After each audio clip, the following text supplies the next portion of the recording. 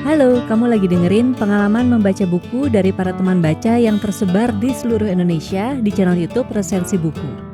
Kalau misalnya kamu juga tertarik nih untuk menceritakan pengalaman membacamu, tulisin aja di kolom komen atau bisa DM langsung ke Instagram di @podcastresensibuku. Selamat mendengarkan.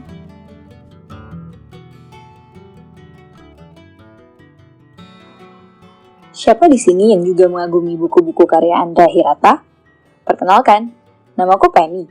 Aku adalah penggemar berat karya Pak Ci Andrea. Kali ini, aku mau bercerita tentang salah satu buku terbaik Andrea Hirata yang diberi judul Ayah.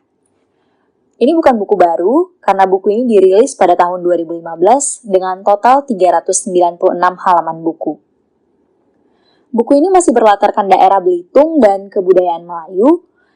Pada buku ini diceritakan kisah cinta seorang pria bernama Sabari pada seorang gadis bernama Marlena, cinta pertama dan sejatinya yang diberinya sebutan indah yakni Purnama ke-12.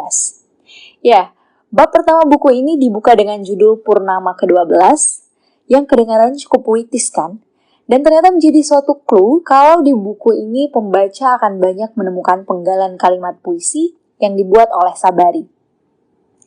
Saat membaca buku ini, pembaca akan berkenalan dengan beberapa tokoh utama yang akan sering diulang namanya, seperti Sabari, Marlena, Zoro, atau Amiru. Buku ini menceritakan tentang bagaimana Sabari begitu mencintai Lena sejak melihatnya pertama kali di bangku SMA. Lena yang tak sedikit pun berpikir untuk merespon cinta Sabari, justru seringnya menyakiti Sabari dengan banyak tingkah dan ucapannya. Namun ternyata Sabari tidak berpaling dan terus mengagumi Lena. Sabari tidak bosan untuk mengungkapkan rasa kagum dan cintanya lewat berbagai puisi yang dibuatnya khusus untuk Lena.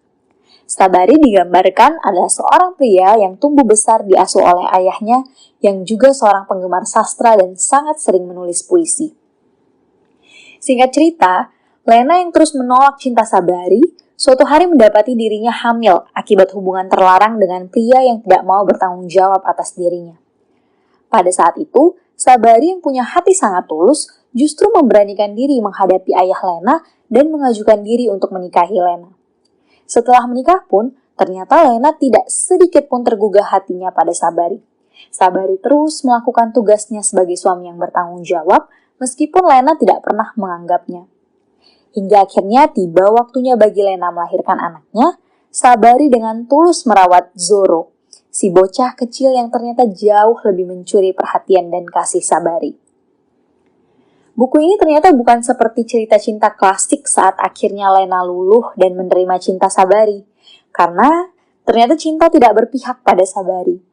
Lena akhirnya pergi membawa Zoro, pergi merantau jauh, kemudian menikah dengan beberapa pria lainnya. Sabari yang begitu mengasihi Zoro, akhirnya merasakan patah hati yang ternyata jauh lebih berat dibandingkan ditinggal oleh Marlena. Berbagai petualangan dialami Sabari, Marlena, dan Zoro, hingga di akhir cerita, dua sahabat Sabari berhasil menemukan Zoro dan membawanya kembali bertemu Sabari di Belitung. Menurutku, buku ini fokus menceritakan bagaimana Sabari dan hidupnya yang penuh kepolosan serta ketulusan berusaha mengejar apa yang diyakininya. Ia menginginkan sesuatu yang dia tahu tak pernah menginginkannya. Bahkan ia terus berusaha menjadi seorang ayah yang penuh kasih, walau sebenarnya dia nggak punya alasan untuk harus melakukannya. Selain itu, buku ini juga cukup menyorot tentang Zoro atau Amiru, bocah kecil yang tidak kalah tulus, yang menerima banyak cinta dari orang yang selalu berada bersamanya, sebentar bersamanya, bahkan yang meninggalkannya. Bicara tentang kelebihan buku ini, aku selalu takjub dengan kemampuan Pak Ci Andrea dalam meramu kata-kata dan menjelaskan suatu situasi sedetail mungkin dalam tatanan bahasa yang indah, sehingga pembaca bisa benar-benar masuk dan ikut merasakan emosi tersebut. Pembaca juga akan menemukan banyak kata-kata dalam bahasa Melayu yang disisipkan oleh Andrea Hirata yang akan memperindah ceritanya. Menurutku, buku ini bisa dibilang karya Andrea Hirata yang paling puitis. Menurutku loh. Nah, selain itu, salah satu kelebihan buku Andrea Hirata adalah pesan semangat yang selalu diselipkan di tiap bukunya. Dan hal ini menurutku menjadi salah satu magnet buku Andrea Hirata yang membuat pembaca setianya gak sabar menunggu karya berikutnya. Dan aku yakin orang yang pertama kali membaca karya Andrea Hirata juga akan setuju kalau ceritanya bisa memacu semangat untuk menjadi pribadi yang lebih baik. Nah, terkait kelemahan bukunya, menurutku alur cerita dalam buku ini sifatnya campuran, sehingga pembaca harus fokus untuk bisa mengerti jalan ceritanya. Karena di awal buku, Andrea Hirata sudah langsung mengisahkan dua kisah dari sudut pandang berbeda dan waktu yang berbeda pula, sehingga kesannya seperti alur yang maju mundur. Tapi, ini pun menjadi keunikan buku ini menurutku.